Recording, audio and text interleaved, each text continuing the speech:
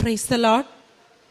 അമ്മ മാതാവിനും ഈശോയ്ക്കും 1000 നന്ദി പറഞ്ഞുകൊണ്ട് ഞാൻ ഈ സാക്ഷ്യം ആരംഭിക്കുന്നു. എൻ്റെ പേര് ബേബി മോൾ.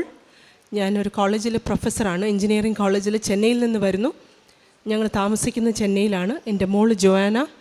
ഞങ്ങൾക്ക് 2 പേർക്കും ഞങ്ങളുടെ കുടുംബത്തിനും ലഭിച്ച എല്ലാ അനുഗ്രഹങ്ങളും പറയുന്നതിന് വേണ്ടിയാണ് താമസിച്ചു പോയി. ഒരു 1.5 വർഷം താമസിച്ചു പോയി.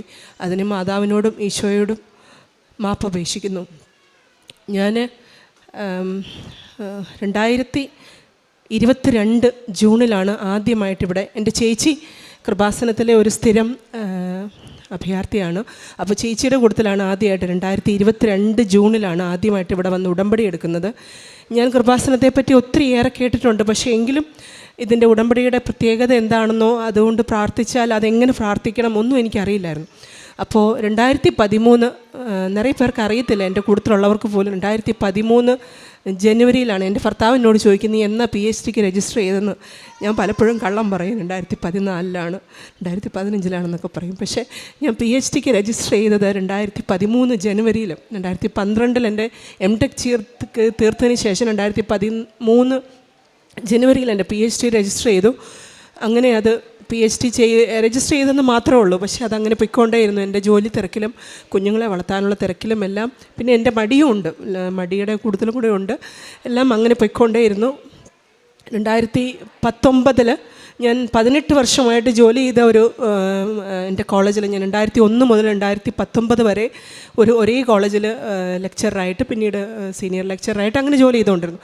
2019 50 പേരെ അവിടെ അവർ പടിപടിയായിട്ട് ടെർമിനേറ്റ് ചെയ്യുക, ഒരു കാരണവുമില്ലാതെ 50 പേരെ. പെട്ടെന്ന് ഒരു ദിവസം ഒരു ലിസ്റ്റ് വന്നു, 50 പേരെ ഞങ്ങൾ ടെർമിനേറ്റ് ചെയ്യുന്നു. അപ്പോൾ ഞാൻ നോക്കിയപ്പം ഞാൻ അവിടെ ഏറ്റവും ബെസ്റ്റ് ടീച്ചറായിട്ടൊക്കെ ഞാൻ ഒത്തിരി എക്സൽ ചെയ്തിട്ടുള്ള ഞാൻ പഠിച്ച കോളേജ് തന്നെയാണ്. അപ്പോൾ അങ്ങനെ ഒരിടത്ത് ഞാൻ നോക്കുമ്പോൾ 50ാമത്തെ പേരായിട്ട് എൻ്റെ പേര്, 50ാമത്തെ പേരിൽ എൻ്റെ പേരും ഉണ്ട് ടെർമിനേറ്റ് ചെയ്ത കൂട്ടത്തിൽ. അപ്പം ഞാൻ വളരെ വിഷമിച്ച്, കണ്ടപ്പോൾ ഒത്തിരി വിഷമിച്ച്. കാരണം എൻ്റെ almost half of the life span ഞാൻ സ്പെൻഡ് ചെയ്ത കോളേജാണ്. പക്ഷേ എങ്കിലും ടെർമിനേറ്റ് ചെയ്യാനായിട്ട് വന്നപ്പോൾ ലിസ്റ്റിൽ ലാസ്റ്റത്തെ പേഴ്സൺ, 50th പേഴ്സൺ. അപ്പോൾ ഞാൻ അവിടെ വളരെ സെറ്റിൽമെൻറ്റ് കാര്യങ്ങളെല്ലാം ഞങ്ങളവിടെ സ്ട്രൈക്കിനൊരു ദിവസം ഇരുന്നു പലരും. അപ്പം അപ്പോഴും ഞാൻ എൻ്റെ മാനേജ്മെൻറ്റിനോട് ചോദിച്ചു, എനിക്ക് എന്തിൽ കുറവുണ്ടായിട്ടാണ് എന്നെ ടെർമിനേറ്റ് ചെയ്തത്. അവർക്ക് വാക്കുകളില്ല. അവർ പറഞ്ഞ് ഹൈലി പെയ്ഡ് ആയിട്ടുള്ളവരെ ഞങ്ങൾ ടെർമിനേറ്റ് ചെയ്യുവാണ്, ബിക്കോസ് ഞങ്ങൾക്ക് കോസ്റ്റ് റിഡക്ഷൻ, അതാണ് അവർ പറഞ്ഞ കാരണം. ഓക്കെ, ഞാൻ അതിനകത്ത് അപ്പോൾ ഞാൻ ഈശോയോട് ചോദിക്കുന്നുണ്ട്, ഈശോ എന്താ ഇതിൻ്റെ പദ്ധതി, എന്നെ എന്തുകൊണ്ടാണ് ഞാൻ ജോലി ഇല്ലാതായത്. 18 വർഷം ജോലി ചെയ്തിട്ട് നമ്മൾ പെട്ടെന്നൊരു ദിവസം വീട്ടിലിരിക്കുമ്പോൾ അതിൻ്റെ മാനസികാവസ്ഥ ജോലി ചെയ്യുന്നവർക്കറിയാം. അപ്പോൾ എൻ്റെ PhD ഒന്നും ആയിട്ടില്ല, ഒരു പബ്ലിക്കേഷൻ പോലും ആയിട്ടില്ല. ഞാൻ എൻ്റെ ഇനീഷ്യൽ കോഴ്സ് വർക്ക് മാത്രം തീർത്തിട്ടിരിക്കുകയാണ്, ഒന്നും. അപ്പോൾ ഓൾമോസ്റ്റ് 6 ഇയേഴ്സ് തീർന്നു, 5.5 ഇയേഴ്സ് തീർന്നു. പക്ഷേ എങ്കിലും പിന്നീട് 2019 മുതൽ ഞാൻ വീട്ടിലിരിക്കാൻ തുടങ്ങി. പിന്നെ പെട്ടെന്ന് കൊറോണ വന്നു. അപ്പോൾ എനിക്ക് മനസ്സിലായി ഞാൻ എന്തിനാണ്. അപ്പോൾ എൻ്റെ PhD ഞാൻ പയ്യെ ഓപ്പൺ ചെയ്ത് തിരിച്ചും പേപ്പറുകൾ എഴുതാൻ തുടങ്ങി. എൻ്റെ വർക്ക് അപ്പോഴാണ് ശരിക്കും ഞാൻ ആരംഭിച്ചത് തന്നെ. ഞാൻ എൻ്റെ ഓരോന്ന് വർക്കുകൾ ചെയ്യാൻ തുടങ്ങി. വീട്ടിലിരുന്ന് കുട്ടികളും ഭർത്താവും ഓരോരോ മുറികളിൽ ക്ലാസ്സുകൾ നടക്കുമ്പം എനിക്ക് കിട്ടുന്ന സമയം എല്ലാം ഇരുന്നുകൊണ്ട് കുറച്ചായിട്ട് പേപ്പറുകൾ 6 പേപ്പർ ഞങ്ങൾക്ക് പബ്ലിഷ് ചെയ്യണം. അപ്പോൾ 2019 മുതൽ പെട്ടെന്ന് കൊറോണ വന്നുകൊണ്ട് എല്ലാ ജേർണൽസ് എല്ലാം US ജേർണൽസ്, UK ജേർണൽസ് അങ്ങനെയാണ് വരുന്നത്. അത് പബ്ലിഷ് ചെയ്യാനായിട്ട് ഓൾമോസ്റ്റ് 1.5 ഇയേഴ്സ് എടുക്കും. അവിടുന്ന് ഇങ്ങോട്ട് 2019 മുതൽ 4 പേപ്പർ, 2022 4 പേപ്പർ പബ്ലിഷ് ചെയ്തു. സ്കോപ്പസ് ഇൻഡെക്സ്ഡ് പേപ്പേഴ്സ് അറിയാവുന്നവർക്കറിയാം. സ്കോപ്പസ് ഇൻഡെക്സ്ഡ് പേപ്പേഴ്സ് 4 പബ്ലിഷ് ചെയ്തു. പക്ഷേ 2 പേപ്പർ ഞാൻ എഴുതിയത് ഓൾമോസ്റ്റ് 2 വർഷമായിട്ട്, അതായത് 2020 സബ്മിറ്റ് ചെയ്ത 2 പേപ്പേഴ്സ് 2 വർഷമായിട്ടും ഒരു അനക്കവുമില്ല, ഒന്നുമില്ല. ഒന്നൊരു US ജേർണലും ഒന്നൊരു UK ജേർണലും. 2ലും മറുപടിയില്ല. അവർ അക്സെപ്റ്റ് ചെയ്തു, റിവ്യൂ ചെയ്യുന്നുണ്ടെന്ന് പറയുന്നതല്ലാതെ അത് പബ്ലിഷ് ചെയ്യുന്നില്ല. ലാസ്റ്റ് ശരിക്കും ഓൺലൈനിൽ പബ്ലിഷ് ആകും, പിന്നീട് ശരിക്കും പബ്ലിഷ് ആകും. അപ്പോൾ 2022 നടക്കാതെ വന്നപ്പം എല്ലാവരും ചോദിക്കും, എല്ലാവരും PhD തീർക്കുന്നുണ്ടല്ലോ, ബേബി മോള് മാത്രം എന്താ PhD തീർക്കാത്തത്, എല്ലാവരുടെയും പേപ്പർ പത്രത്തിൽ വരുന്നുണ്ടല്ലോ. മമ്മി പറയുമ്പോഴൊക്കെ ഞാൻ പറയും, മമ്മി അതിനെല്ലാത്തിനും ഒരു സമയമുണ്ട്. അപ്പം ആയിരിക്കും സമയം. മാതാവിൻ്റെ അടുത്ത് വന്നപ്പോഴാണ് അതിന് സമയമായത്. അപ്പോൾ 2022 ജൂണിൽ ഞാനിവിടെ വന്ന് ഉടമ്പടി എടുക്കുമ്പോൾ ഞാൻ മാതാവിനോട് ഒന്നേ പറഞ്ഞോളൂ. എത്രയോ പേരുടെ പരിഹാസങ്ങൾ, ഞാൻ നന്നായി പഠിച്ചുകൊണ്ടിരുന്ന ഒരാളാണ്. പക്ഷേ എൻ്റെ എന്തൊക്കെയോ സാഹചര്യങ്ങളുടെ പുറത്ത് ഈ പരിഹാസം ഞാൻ എത്ര നാൾ കേൾക്കും, ഇത് ഞാൻ എപ്പോൾ ഫിനിഷ് ചെയ്യും. അപ്പോൾ ജൂണിൽ ഞാനിവിടെ വന്ന് ഉടമ്പടി എടുത്തിട്ട് പോയി. ജൂലൈ ഓഗസ്റ്റ് ആയപ്പോൾ 5ാമത്തെ പേപ്പർ, ഫസ്റ്റ് പേപ്പർ പബ്ലിഷ് ചെയ്യാനുള്ള പേപ്പറിൻ്റെ ഓൺലൈനിൽ പബ്ലിഷ് ആയെന്ന് പറഞ്ഞു പെട്ടെന്ന് ഓഗസ്റ്റിൽ. പെട്ടെന്ന് പബ്ലിഷായി. ഓഗസ്റ്റ് കഴിഞ്ഞ് സെപ്റ്റംബർ ആയപ്പോൾ പെട്ടെന്ന് എവിടുന്നുമില്ല, അത്രയും നാൾ ഒരു മെയിലോ ഒന്നും ഇല്ലാതിരുന്നിടത്ത് വിത്തിൻ 2 months ഈ 2 പേപ്പർ പബ്ലിഷായി. 5ാമത്തെ 6ാമത്തെ പേപ്പർ പബ്ലിഷായി. അപ്പോൾ ഒക്ടോബർ ആയപ്പോഴത്തേക്കും എല്ലാ പേപ്പറും പബ്ലിഷ് ചെയ്ത് തന്നു. അപ്പോൾ അത് കഴിഞ്ഞ് പിന്നീട് അത് യൂണിവേഴ്സിറ്റി കൊണ്ടുപോയി അത് അക്നോളജ് ചെയ്യണം. അവരത് അതിൻ്റെ ഇൻഡെക്സിങ് എല്ലാം നോക്കണം. അതിന് നിറയെ പ്രൊസീജിയേഴ്സ്. അത് സാധാരണ എടുക്കുന്നത് 3-5-6 മാസം എടുക്കും. നമ്മൾ സബ്മിറ്റ് ചെയ്ത് കഴിഞ്ഞിട്ട് പിന്നീട് അത് എല്ലാം അതിൻ്റെ ഇൻഡെക്സിങ് എല്ലാം നോക്കി പബ്ലിഷ് ചെയ്യാൻ. എല്ലാം വിത്തിൻ 1 week, ഞാൻ കൊടുത്ത 1 weekനകം ഇൻഡെക്സിങ് പ്രൂവ് ചെയ്ത് വന്നു. പിന്നെ സിനോപ്സിസ് സബ്മിഷനാണ് അടുത്തത്. അപ്പോൾ ഉടനെ തന്നെ എൻ്റെ ഗൈഡ് പറഞ്ഞു, മാം എല്ലാം യൂണിവേഴ്സിറ്റിയിൽ നിന്നെല്ലാം ത്രൂ ആയി വന്നിട്ടുണ്ട്, മാമിന് എത്രയും പെട്ടെന്ന് സിനോപ്സിസ് സബ്മിറ്റ് ചെയ്യുക. അപ്പോൾ ഞാൻ ഈ സൈഡിൽ കൂടെ, അപ്പോൾ ഞാൻ ഇപ്പോൾ പറയുക വെച്ചാൽ ഞാൻ ഈ 3 വർഷം ജോലി ഇല്ലാതെ, അപ്പോൾ 3 വർഷമായി ജോലി ചെയ്യാം 2019 മുതൽ. അപ്പോൾ എന്തുകൊണ്ടാണ് ഞാൻ ജോലി ഇല്ലാതിരുന്ന് ഞാൻ പുറകോട്ട് തിരിഞ്ഞ് നോക്കി. ഇപ്പോൾ ഞാൻ ആ സമയത്താണ് എൻ്റെ പബ്ലിഷിങ് എല്ലാം ചെയ്തു. എൻ്റെ തീസിസ് അപ്പോഴാണ് ഞാൻ മൊത്തം ഇരുന്ന് എഴുതി തീർത്തു. ഓൾമോസ്റ്റ് 170-180 പേജസ് എഴുതി തീർത്തു. പെട്ടെന്ന് തന്നെ ഒക്ടോബർ കഴിഞ്ഞ് നവംബർ ആയപ്പോഴത്തേക്കും സിനോപ്സിസ് നവംബർ 10th ആയപ്പോഴത്തേക്ക് എൻ്റെ സിനോപ്സിസ് ഞാൻ സബ്മിറ്റ് ചെയ്ത്. സിനോപ്സിസ് മീറ്റിംഗ് നടന്ന് നവംബർ 10th ആയപ്പോൾ, നവംബർ 14th ആയപ്പോൾ ഞാൻ എൻ്റെ തീസിസ് കൊണ്ടുപോയി സബ്മിറ്റ് ചെയ്തു. 14th സബ്മിറ്റ് ചെയ്ത് അത് വളരെ മിറക്കിളായിട്ട് യൂണിവേഴ്സിറ്റി അതിനകത്ത് ഒരു കറക്ഷൻസും ഇല്ലാതെ മൊത്തം സബ്മിറ്റ് ചെയ്ത് തീസിസ് സബ്മിറ്റ് 14ാം തീയതി സബ്മിറ്റ് ചെയ്ത് കഴിഞ്ഞ് ഞാൻ ഓർത്ത് 3 വർഷമായി ഞാൻ ജോലിക്ക് പോയിട്ട് ചുമ്മാ ഞാൻ കുറേ ഫാക്കൽറ്റി പ്ലസിൽ പോയിട്ട് കുറേ ജോലികളല്ല. അന്ന് വൈകുന്നേരം എനിക്ക് തോന്നുന്നത് ഒരു ഞായറാഴ്ച വൈകുന്നേരം ഞാനിരുന്ന് കുറേ ഒരു 5 കോളേജിലേക്ക് ഞാൻ ചുമ്മാ അപ്ലൈ ചെയ്തു. കാരണം ഒരു 3.5 വർഷത്തെ ഗ്യാപ്പാണ് അന്നേരം. എങ്കിലും ഇനി ജോലി കിട്ടുമോ ഒന്നൊന്നും അറിയത്തില്ല. ശരി, തീസിസ് സബ്മിറ്റഡ് എന്ന് വെച്ച് അപ്ലൈ ചെയ്യാമെന്ന് വെച്ച് 2014 വൈകുന്നേരം ഒരു 6 മണിയോടുകൂടി ഞാനൊരു 5 കോളേജ് അപ്ലൈ ചെയ്തു. 2014 കഴിഞ്ഞ് 15ാം തീയതി രാവിലെ 9 മണിയായപ്പോൾ എനിക്കൊരു ഫോൺ കോൾ ഒരു കോളേജിൽ നിന്ന്, ma'am will you come for the interview എന്ന് ചോദിച്ചുകൊണ്ട്. എനിക്ക് ഒറ്റ രാത്രി കൊണ്ട് പിറ്റേ ദിവസം, അപ്പോൾ ഞാൻ 3 വർഷത്തെ ഗ്യാപ്പുണ്ട് എല്ലാവരും റെസ്യൂമിനകത്ത് കണ്ടതാണ്. പക്ഷേ എങ്കിലും 2015ാം തീയതി രാവിലെ എനിക്ക് ഇൻ്റർവ്യൂ കോൾ വന്നു. ഇപ്പം തന്നെ വരാമെന്ന് ചോദിച്ചു. ഞാൻ പറഞ്ഞു ഇല്ല, ഇന്ന് ഞാൻ പുറത്താണ്, ഞാൻ നാളെ വന്ന്. 2016ാം തീയതി രാവിലെ എൻ്റെ ഇൻ്റർവ്യൂ, 2015 തന്നെ ഓൺലൈൻ ഇൻ്റർവ്യൂ കഴിഞ്ഞ് 2016 രാവിലെ ഇൻ്റർവ്യൂ തീർന്ന് അവർ പറഞ്ഞു മാം ടുമോറോ മോർണിംഗ് 17ാം തീയതി രാവിലെ ജോയിൻ ചെയ്യാൻ പറഞ്ഞു. അപ്പോൾ 2017 ആ ഒറ്റ ദിവസം കൊണ്ട് പിറ്റേ ദിവസം ഞാൻ ആസ് അസോസിയേറ്റ് പ്രൊഫസർ. അപ്പം എൻ്റെ സാലറി എല്ലാം ഞാൻ ചോദിച്ചത്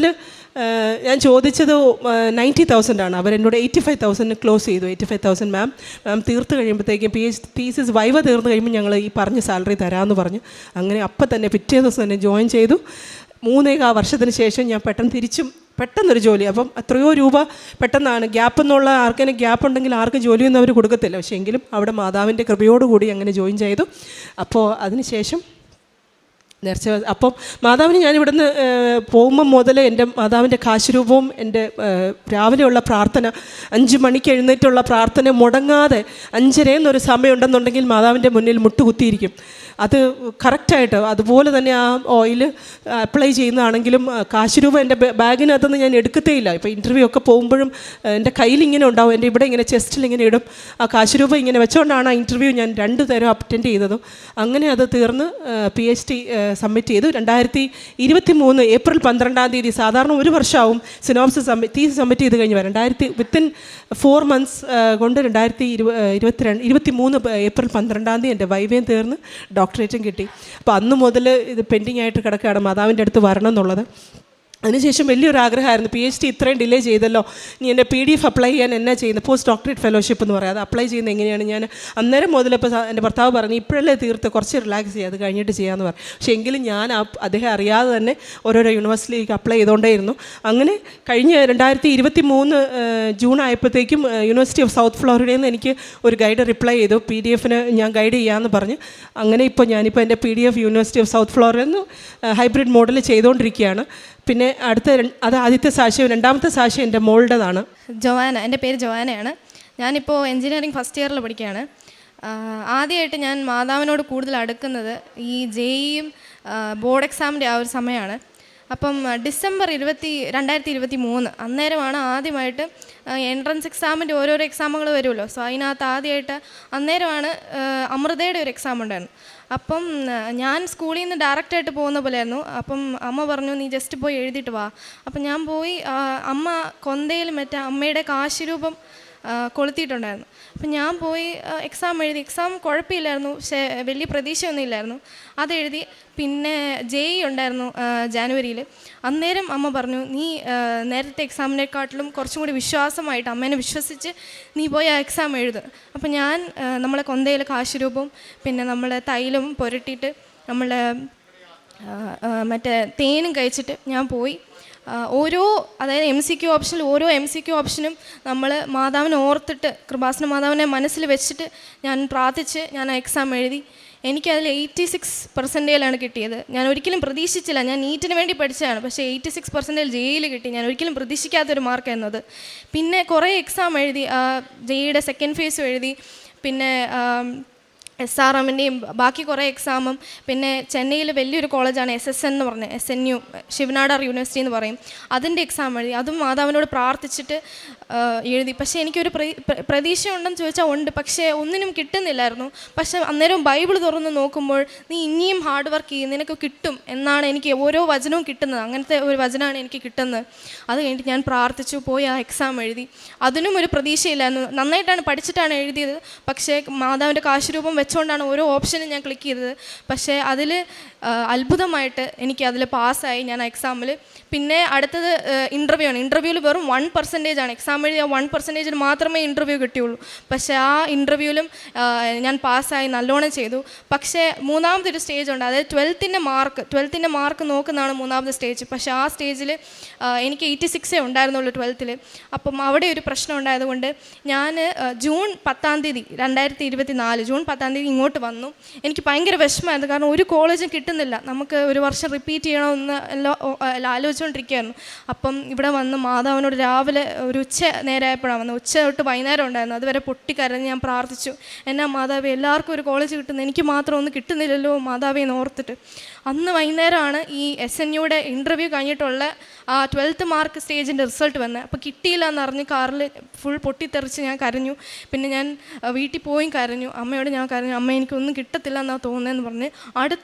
അടുത്ത ദിവസം രാവിലെ പാല വരെ പോയി ബ്രില്യൻറ്റിൽ റിപ്പീറ്റിൻ്റെ ആ ഒരു കോഴ്സ് എടുക്കാമോ എന്ന് ആലോചിച്ച് അത് ഇൻക്വയർ ചെയ്ത് അതിൻ്റെ കാര്യങ്ങളൊക്കെ ചെയ്ത് വൈകുന്നേരം തിരിച്ച് വീട്ടിൽ വരുമ്പോൾ ഇമെയിലൊരു നോട്ടിഫിക്കേഷൻ. ഇതെന്നതാ ഇത് എന്ന് നോക്കുമ്പോൾ അമൃത ആദ്യം എഴുതിയ അമൃതയുടെ ആ ഒരു എക്സാമിലായിരുന്നു, അതിലവർ സെലക്ട് ചെയ്തിട്ടുണ്ട്. ഫസ്റ്റ് ട്രയൽ അലോട്ട്മെൻറ്റിൽ ഫസ്റ്റ് സ്ലാബ് എന്ന് പറയുന്നത് വെറും 1 lakh എനിക്ക് മെറിറ്റ് തന്നെ എനിക്ക് engineering CSE computer science engineering കിട്ടി. ദൈവത്തിൻ്റെ 1000 നന്ദിയുണ്ട്. അതിൽ 9 സ്ഥലത്ത് ഞാൻ അപ്ലൈ ചെയ്തു, പക്ഷേ 9 സ്ഥലത്തും എനിക്ക് കിട്ടിയില്ല. 9 എക്സാം എഴുതി. SRMൻ്റെ കിട്ടി, പക്ഷേ അത് 5 ലക്ഷം രൂപയാണ് അതിന് ഫീസ് കൊടുക്കേണ്ടത്. അത്രയൊന്നും നമ്മളെ കയ്യിലില്ല. അപ്പം ദൈവം അതിനൊന്നും വരുത്തിയിട്ടില്ല എന്നുള്ളതാണ്. വെറും 1 lakh 1 ലക്ഷത്തിൽ എനിക്ക് അമൃതയിൽ CSE എഞ്ചിനീയറിങ് ചെയ്യാൻ കിട്ടിയെന്നുള്ളതാണ്. അതായത് കൃപാസനം പോയി അടുത്ത ദിവസം തന്നെ എനിക്ക് കിട്ടിയെന്നുള്ളതാണ്. മാതാവിനോട് 1000 നന്ദിയുണ്ട് എനിക്ക് പറയാൻ. മൂന്നാമതൊരു കാര്യമുണ്ട്. എൻ്റെ ഭർത്താവ് 11 വർഷം ഒരു വലിയ കമ്പനിയിൽ ജോലി ചെയ്ത്, അപ്പോൾ അവസാനം ഒരു 9 വർഷം കഴിഞ്ഞപ്പോഴത്തേക്ക് അവർക്കും ഇതുപോലെ ഹൈലി പെയ്ഡായിട്ട് അവരെ പുറത്താക്കണം. അപ്പോൾ അങ്ങനെ കോസ്റ്റ് റിഡക്ഷൻ്റെ ഒരു ഭാഗമായിട്ട് അവർ എന്നെ ചെയ്തതെന്ന് വെച്ചാൽ പുറത്താക്കാൻ പറ്റാത്തതിൻ്റെ പേരിൽ അവർ പൂനെക്ക് ട്രാൻസ്ഫർ ചെയ്തു. അപ്പം ഞാൻ ജോലി ഇല്ലാതെ നിൽക്കുന്ന സമയമാണ്. അപ്പോൾ അദ്ദേഹം വീട്ടിലെ ലോണുണ്ട്, ഹൗസിംഗ് ലോണുണ്ട്, കാറിൻ്റെ ലോണുണ്ട്, എല്ലാം ഉള്ളതുകൊണ്ട് അദ്ദേഹം ഈ ഭാരം മുഴുവൻ ഒരാൾ തന്നെ ചുമക്കുന്നതുകൊണ്ട് അദ്ദേഹം പിന്നെ ഒന്നും ആലോചിച്ചില്ല. ഞാൻ പൊയ്ക്കോ, ഒന്നും പറഞ്ഞില്ല, എന്നോടൊന്നും പറഞ്ഞില്ല, ഞാൻ പോവുകയെന്ന് മാത്രം പറഞ്ഞു. അങ്ങനെ പൂനെക്ക് 2 വർഷം പോയി പൂനെയിൽ പോയി ജോലി ചെയ്ത് 11 വർഷം ആ ഓർഗനൈസേഷനിൽ വർക്ക് ചെയ്ത് അത്രയും സീനിയറായിട്ട് ഒത്തിരി ഹാർഡ് വർക്ക് ചെയ്യും അദ്ദേഹം.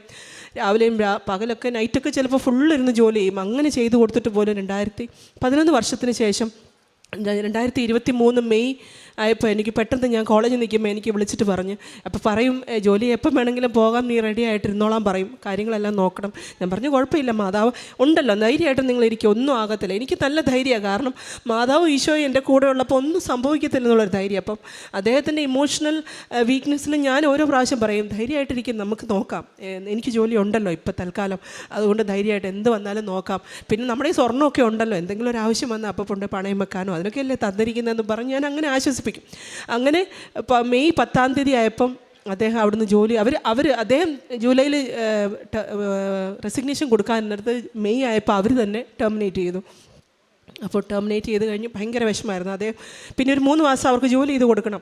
അപ്പം അവിടെ നിന്ന് പിന്നെ അദ്ദേഹത്തിന് BP യും എല്ലാം കൂടി വല്ലാതെ ഒരു ഹൈപ്പർ ടെൻഷൻ, ഒന്നും ചെയ്യാൻ പറ്റാത്തൊരവസ്ഥ. ഞാൻ പറഞ്ഞു ഇനി അവിടെ ഇരുന്ന് ജോലി ചെയ്യേണ്ട, തിരിച്ച് ചെന്നൈക്ക് തന്നെ പോരും, കാരണം നമുക്കിവിടെ ഇരുന്ന് വർക്ക് ഫ്രം ഹോം അല്ല, ഇവിടെ ഇരുന്ന് തന്നെ 3 മാസം ചെയ്യാം. അപ്പം വീട്ടിൽ വരുമ്പോൾ തന്നെ ഒരു ആശ്വാസം ഉണ്ടാവില്ല. 2 വർഷമായിട്ട് ഭാര്യ കുടുംബത്തെ പിരിഞ്ഞിരിക്കുന്നു, എല്ലാം മാറുമെന്ന് പറഞ്ഞ് തിരിച്ച് അദ്ദേഹം അങ്ങനെ തന്നെ കാർ ഓടിച്ച് അത്രയും ദൂരം തിരിച്ച് പൂനെയിൽ നിന്ന് തിരിച്ചിവിടെ വന്ന് ചെന്നൈയിൽ വന്ന് ജോലി ചെയ്യാൻ തുടങ്ങി 3 മാസമായിട്ട്. അപ്പം എന്നാന്ന് ചോദിച്ചാൽ അദ്ദേഹത്തിൻ്റെ സാലറി സ്കെയിലിനനുസരിച്ച് ഒരു തിരിച്ച് ജോലി കിട്ടാൻ അത്ര എളുപ്പമല്ല. അപ്ലൈ ചെയ്തുകൊണ്ടേയിരുന്നു, ഒന്നുമില്ല. 3 മാസമായി, ടെർമിനേഷൻ കഴിഞ്ഞു, പിന്നെ അടുത്ത 4 5 മാസം. അപ്പോൾ ഞാൻ പറയും നോക്കാം, എല്ലാം ദൈവത്തിൻ്റെ ഹിതം പോലെ നടക്കട്ടെ, എന്തായാലും നമുക്ക് വെയിറ്റ് ചെയ്യാമെന്ന് പറഞ്ഞു. അങ്ങനെ 5 മാസം കഴിഞ്ഞപ്പം 2 ജോലി, ഒന്ന് ഒരു ബാംഗ്ലൂരിലും ഒന്ന് ട്രിവാൻഡ്രത്തും, 2 എണ്ണം ഒരുപോലെ വന്നു. അപ്പം ബാംഗ്ലൂർ പെട്ടെന്ന് തിങ്കളാഴ്ച ബാംഗ്ലൂർ ജോയിൻ ചെയ്യേണ്ടതാണ്. അപ്പം അദ്ദേഹത്തിൻ്റെ ഒരു ക്ലാസ്മേറ്റിൻ്റെ ഒരു കമ്പനി ചെന്നൈയിൽ ഓപ്പൺ ചെയ്യുന്നുണ്ട്. അപ്പോൾ പെട്ടെന്ന് ശനിയാഴ്ച വിളിച്ച് അദ്ദേഹം പറഞ്ഞ് നീ എന്തുകൊണ്ടാണ് ചെന്നൈ തന്നെ എൻ്റെ കമ്പനി ജോലി ചെയ്തുകൂടെ എന്ന് ചോദിച്ചു. അപ്പം ഞായറാഴ്ച വൈകുന്നേരം ബസ്സുകാരൻ്റെ ആൾ ശനിയാഴ്ച ഈ അപ്പോയിൻമെൻറ്റ് ഓർഡർ മേടിച്ച് തിരിച്ച് ചെന്നൈ തന്നെ ആ ജോലി അദ്ദേഹത്തിന് കിട്ടി. അതാണ് 3ാമത്തെ. ഇങ്ങനെ ഇത് ഇനി ഒത്തിരി പറയാനുണ്ട്, ഇപ്പം സമയത്തിൻ്റെ പരിമിതി മൂലം പറയുന്നില്ല. അതിനുശേഷം കാശുരൂപവും എണ്ണയും അത് ഞങ്ങളുടെ ഇപ്പോൾ ഒരു ജീവിതത്തിൻ്റെ ഒരു ഭാഗമാണത്. ഈ കാശുരൂപം മോളാണെങ്കിലും ഭർത്താവിൻ്റെ ആണെങ്കിലും ഇതിൽ എപ്പോഴും എൻ്റെ ബാഗിനകത്ത് എപ്പോഴും ഉണ്ടാവുക കാശുരൂപം. എണ്ണയാണെങ്കിലും ഒരു ദിവസം പോലും ഇല്ല. രാവിലെ എനിക്ക് കോളേജിൽ പോകാൻ എത്ര ലേറ്റ് ആയാലും ഈ പ്രാർത്ഥനയില്ല, എണ്ണ അപ്ലൈ ചെയ്യാതെ ഞാൻ ബസ് പോയാലും വേണ്ടില്ല എന്നുള്ള രീതിയിൽ അങ്ങനെ തന്നെ ഇറങ്ങുള്ളൂ. കാരണം അല്ലെങ്കിൽ ഒരു ദിവസം അത് അപ്ലൈ ചെയ്യാതെ പോയിട്ടുണ്ടെങ്കിൽ, അല്ലെങ്കിൽ ഒരു ദിവസം ഏതെങ്കിലും കാരണവശാൽ നമ്മുടെ പ്രാർത്ഥന മിസ്സായി പോയിട്ടുണ്ടെങ്കിൽ ആ ദിവസം മുഴുവൻ നമുക്കത് മനസ്സിലാക്കും, അതിൻ്റെ ആ ഒരു ഇമ്പാക്റ്റ് നമുക്ക് മനസ്സിലാവും. അങ്ങനെ പിന്നെ പ്രേക്ഷിത പ്രവർത്തനം എനിക്ക് ഓരോരുത്തരും ഇപ്പം നമ്മുടെ അടുത്ത് മുന്നിൽ വന്ന് ആരെങ്കിലും ചോദിക്കും പൈസ തരും. അവിടെയൊക്കെ തമിഴ്നാട്ടിലൊക്കെ ഒത്തിരി പേര് ഇങ്ങനെ ബെഗ് ചെയ്യാൻ വരും. അപ്പോൾ അവരൊക്കെ ഞാൻ പറയും നിങ്ങൾ പോയി ജോലി ചെയ്ത് ജീവിച്ചുകൂടെ, എന്തിനും നല്ല ആരോഗ്യമുണ്ടല്ലോ, പിന്നെ എന്തുകൊണ്ട് പോയി ജോലി ചെയ്ത് ജീവിച്ചുകൂടാ. പക്ഷേ ഇന്ന് ഇവിടെ വന്ന് പ്രാർത്ഥിച്ചതിന് ശേഷം നമ്മുടെ മുന്നിൽ ആര് വന്ന് നിന്നാലും അവരുടെ നിസ്സഹായാവസ്ഥയുടെ പുറത്താണ് അവർ നമ്മുടെ മുന്നിൽ വന്ന് നിൽക്കുന്നത്. അപ്പോൾ എന്തുണ്ടോ എൻ്റെ കയ്യിൽ എന്തുണ്ടോ, അത് ചിലപ്പോൾ 50 രൂപയായിരിക്കും, 100 രൂപയായിരിക്കും, 500 രൂപയായിരിക്കും, ചിലപ്പോൾ 200-500 രൂപയായിരിക്കും. എനിക്ക് ആ ആളെ നോക്കി ഞാനത് എന്താണെന്ന് വെച്ചാൽ കൊടുക്കാൻ ഇപ്പോൾ ഒരു മടിയില്ല എനിക്ക്. എന്തുണ്ടെങ്കിലും നമ്മുടെ മുന്നിൽ വന്ന് നിൽക്കണം എന്നുണ്ടെങ്കിൽ, ബെഗ് ചെയ്യണം എന്നുണ്ടെങ്കിൽ അവരുടെ നിസ്സഹായാവസ്ഥയാണ്. അപ്പം അങ്ങനെ എൻ്റെ ജോലിക്കാരുടെ അടുത്താണെങ്കിലും, എൻ്റെ വീട്ടിൽ ജോലി എന്ന് പറയുന്നത് ആരുടെ അടുത്താണെങ്കിലും ആ പ്രേക്ഷിത പ്രവർത്തനം. പിന്നെ മാതാവിൻ്റെ അടുത്ത് ഇപ്പം ഞാനും മോളും എവിടെ ചെന്നാലും അവളുടെ ഫ്രണ്ട്സിൻ്റെ അടുത്തൊക്കെ ആണെങ്കിലും എന്ത് കിട്ടിയില്ലെങ്കിൽ അവൾ പറയും കൃപാസന മാതാവിൻ്റെ അടുത്ത് പോയി പ്രാർത്ഥിക്കും, അപ്പം ഈ കാര്യങ്ങളെല്ലാം നടക്കും എന്നുള്ള ഇപ്പം ഈ ഒരു വിശ്വാസമാണ്. ഈ വിശ്വാസത്തിൽ തന്നെ ഇനിയും അങ്ങോട്ട് ജീവിതത്തിൽ പ്രതിസന്ധികൾ വന്നാലും ധൈര്യമാണ്, ഒരു പ്രത്യേക ധൈര്യമാണ് എന്തിനെ ഫേസ് ചെയ്യാനുള്ള. അത് ഈ ആലയത്തിൽ വന്നതിന് ശേഷം എനിക്ക് അല്ലെങ്കിൽ ധൈര്യമുണ്ട്, പക്ഷേ ആത്മീയമായിട്ടുള്ളൊരു ധൈര്യം എന്ന് പറയുന്നത് ഈ ആലയത്തിൽ വന്ന് കാല് ചവിട്ടിയതിന് ശേഷം മാത്രമാണ്. അതിന് തിരുക്കുമാരനോടും മാതാവിനോടും 1 കോടി നന്ദി പറയുന്നു. എല്ലാവരോടും അത് മാത്രമേ പറയാനുള്ളൂ. ഈ എന്ത് ജീവിതത്തിലെ പ്രതിസന്ധികൾ വന്നാലും മാതാവും ഈശോയും കൂടെ ഉണ്ടെന്നുണ്ടെങ്കിൽ നമ്മുടെ ജീവിതത്തിൽ എന്തിനെ ഫേസ് ചെയ്യാനുള്ളൊരു ശക്തി നമുക്ക് ലഭിക്കുമെന്നുള്ളതാണ്. Thank you Jesus, thank you mother Mary. Habakkuk പ്രവാചകൻ്റെ പുസ്തകം 3:17 അത്തിവൃക്ഷം പൂക്കുന്നില്ലെങ്കിലും മുന്തിരിയിൽ കായ്കളില്ലാതായാലും ഒലിവ് മരത്തിൽ കായ്കളില്ലാതായാലും വയലുകളിൽ ധാന്യം വിളയുന്നില്ലെങ്കിലും ആട്ടിൻകൂട്ടം ആലയിൽ അറ്റുപോയാലും ഇതൊക്കെ ഇല്ലെങ്കിലും കർത്താവിൽ ഞാൻ ആനന്ദിക്കുമെന്നാണ് പ്രവാചകൻ പറയുക. ജീവിതത്തിൽ താനൊരു പ്രൊഫസറാണ്, എൻജിനീയറിംഗ് കോളേജിൻ്റെ പ്രൊഫസറായിട്ട് ജോലി ചെയ്യുന്ന മകള് തൻ്റെ 19 വർഷത്തെ ഡെപ്യൂട്ടഡ് ആയിട്ടുള്ള ഒരു ഇൻസ്റ്റിറ്റ്യൂട്ടിലെ സേവനത്തിന് ശേഷം താൻ ഒന്നുമില്ലാതെ പുറത്തിറങ്ങേണ്ടി വന്ന അവസ്ഥ, അതുപോലെ ഹസ്ബൻഡ് 11 വർഷത്തെ ജോലിക്ക് ശേഷം അദ്ദേഹത്തിനും ജോലി നഷ്ടപ്പെടുന്നു. 10 കോളേജിൽ മകൾക്ക് അഡ്മിഷന് വേണ്ടിയിട്ട് ആപ്ലിക്കേഷൻ സബ്മിറ്റ് ചെയ്തിട്ട് 9 കോളേജിലും റിജക്ഷൻ. ഇവിടെയൊക്കെയല്ലേ ഈ പ്രവാചകൻ പറയുന്നത് നാം കൂട്ടി വായിക്കേണ്ടത്. ഈ ഒരു അവസരത്തിൽ എങ്ങനെയാണ് കൃപാസനം അമ്മ തങ്ങളുടെ ജീവിതത്തിൽ വസന്തവൃഷ്ടിയായിട്ട് തീർന്നത്, തങ്ങളുടെ ജീവിതം അതാണ് ജെറമിയ പിന്നീട് 17:7 കർത്താവിൽ ആശ്രയിക്കുന്നവൻ അനുഗ്രഹീതൻ, അവൻ്റെ പ്രത്യാശ അവിടുന്ന് തന്നെ, അവൻ ആറ്റുതീരത്ത് നട്ട മരം പോലെയാണ്, അത് വെള്ളത്തിലേക്ക് വേരൂന്നിയിരിക്കുന്നു, അത് വേനൽക്കാലത്തെ ഭയപ്പെടുന്നില്ല, അതിൻ്റെ ഇലകളെന്നും പച്ചയാണ്, വരൾച്ചയുടെ കാലത്തും അതിന് ഉത്കണ്ഠയില്ല, അത് ഫലം നൽകിക്കൊണ്ടേയിരിക്കും. ഇതാണ് ഇന്നിവിടെ പറഞ്ഞു നിർത്തുമ്പോൾ ഈ കുടുംബം പറയുന്ന അനുഭവത്തിൻ്റെ രത്നച്ചുരുക്കം. ഇന്ന് തങ്ങൾ എങ്ങനെയാണ് ഈ പ്രതിസന്ധികളൊക്കെ തങ്ങൾക്ക് എങ്ങനെ കൃപയായി പരിണമിച്ചു. 5.5 ലക്ഷത്തോളം രൂപ കൊടുത്ത് തനിക്ക് അഡ്മിഷൻ കിട്ടേണ്ടിയിരുന്ന തൻ്റെ ആ ഒരു സ്ഥാനത്ത് തനിക്ക് 1 ലക്ഷത്തിൽ തനിക്കിന്ന് അഡ്മിഷൻ കിട്ടിയെന്ന് മകൾ പറയുന്നു.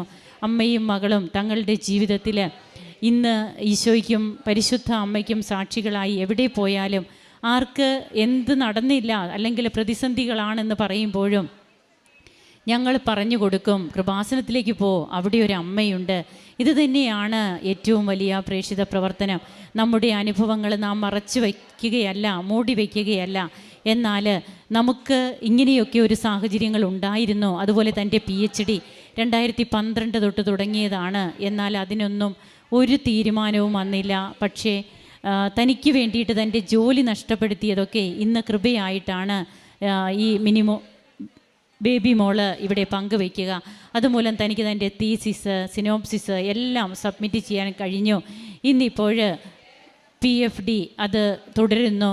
അങ്ങനെ തനിക്ക് ഡോക്ടറേറ്റ് ലഭിക്കാനിടയായി. എല്ലാം ദൈവത്തിൻ്റെ കൃപകളായിട്ട് എണ്ണുന്ന ഈ കുടുംബത്തോടൊപ്പം നമുക്കും കരങ്ങളടിച്ച് ഈശോയ്ക്കും അമ്മയ്ക്കും നന്ദി പറയാം. യേശുവേ നന്ദി, യേശുവേ സ്തുതി, യേശുവേ ആരാധന. അത്യപൂർവ ദൈവാനുഭവങ്ങൾ ഇനി നിങ്ങൾക്കും സ്വന്തം. ഈ യൂട്യൂബ് ചാനൽ ഇതുവരെ സബ്സ്ക്രൈബ് ചെയ്തിട്ടില്ലെങ്കിൽ ഇപ്പോൾ തന്നെ സബ്സ്ക്രൈബ് ചെയ്യുക. ഈ വീഡിയോ ഇപ്പോൾ തന്നെ നിങ്ങളുടെ സുഹൃത്തുക്കൾക്ക് ഷെയർ ചെയ്തുകൊണ്ട് കർത്താവിൻ്റെ പ്രേക്ഷിതരാകുക.